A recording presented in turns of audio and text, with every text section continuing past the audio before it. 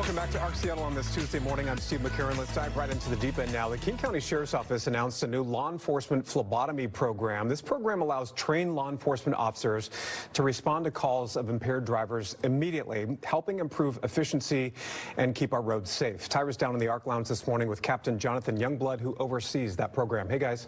Hi, Steve. Thank you so much. And Captain Youngblood, thanks for joining us here on ARC Seattle today. Of course, Tyra. How are you? I'm good. You know, this is a very important program here and a discussion in general, as we had a rough weekend, I'd say, around our roads across the Puget Sound region in terms of crashes and whatnot. So just tell us why the King County Sheriff's Office wanted to start this program and who kind of, I guess, brought it all together to get these officers trained. Oh, absolutely. We recognize the need for the blood draws. A lot of times when we have impaired drivers, suspected DUIs, they either refuse or their breath test results are under the limits that we expect for what we observe with the behavior. So at that point, they're required to go in for a blood draw.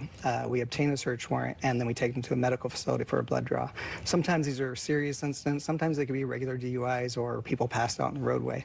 However, without that blood draw, we can't prove that they were impaired. And so the blood draw detects for drug usage, chemical impairment, that type of stuff, other than alcohol. If they blow a breath test and they're over the legal limit, a blood draw is not necessary. So we've noticed over the past several years, more people are refusing, more people under the influence of other than alcohol, and to take someone to a hospital to get these blood draws takes a substantial amount of time for our deputies. Wow. Okay. So on that, we decided, we looked around the state. There's several agencies in the state doing the law enforcement phlebotomist program. We decided to look into it and make that happen. We partnered with Shoreline Community College, came up with a law enforcement state-certified medical assistant phlebotomist, and we rolled them out last week, and hopefully we'll be putting them in use soon. It sounds like a great solution to a big problem, and I love the partnership with the local community college. Yes. Can you explain how officers are trained in this program, and when will they respond to calls for assistance? Oh, absolutely. So they go through the program with Shoreline Community Colleges and become the medical assistant phlebotomist. They're required to do these blood draws under observation, make sure they're successful, and then each year they have to do a refresher. They get a state certification for 2 years, and at which time they actually haven't got them from the state, but we're hoping by the end of the month we'll have them on the streets helping out. So the process would be, if they get a suspected DUI who either does not wish to perform a breath test or is under the suspected limits of what they're impairment for, they'd be called to the scene, or they'd respond to the scene, and they would obtain that blood draw through a cooperative individual. We wouldn't force it on anyone. There's very strict protocol on how we handle that. Okay. Wow, it's a rigorous training for sure. It's involved, yes. It's involved, yeah. A lot of needle sticking. They got to practice on each other. Wow, on each other. Okay. For you all, what was the moment, I guess, what were you seeing on the roads or just in society in general where you all said, we need to start this program now? You know, for us, a big part of it was the time that it was taking for these blood draws to occur. Hopefully, with this program, we can make it happen in 30 minutes or so, versus when we had to go to a medical facility, it would take 2 to 3 hours to get these things done. That way, it gets our deputies back on the street more often.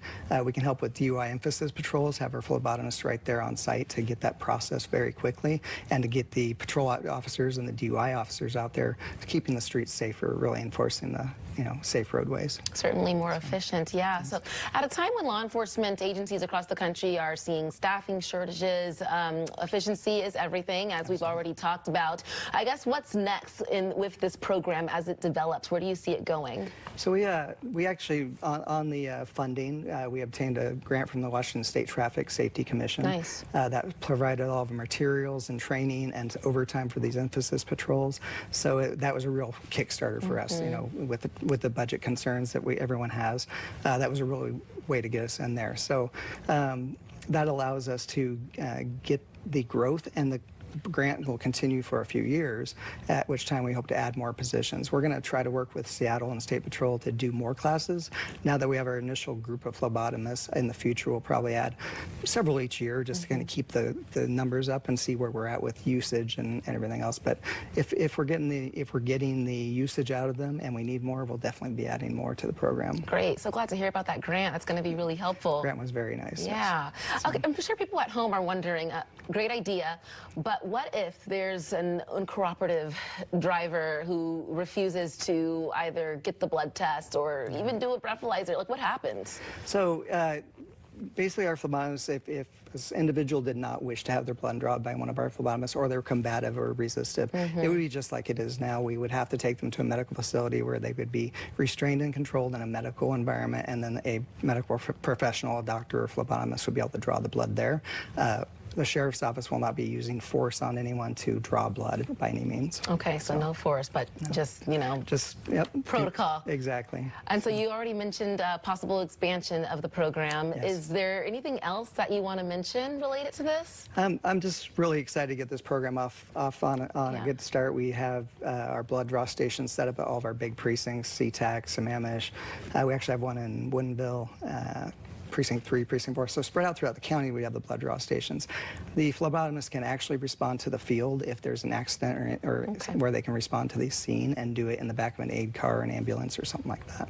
So what I'm excited to see is the opportunities this presents us to expedite the process and to keep the streets safer. Absolutely, safe and efficient. Thank you so much again, Captain Youngblood, for joining us. Sure. Steve, it's such a great program. The efficiency is good, and as we've reported on so many times, DUI incidents, crashes, it's a major problem on area roads. It is a huge problem around here, and I think this program is certainly going to make a difference. Thank you, guys.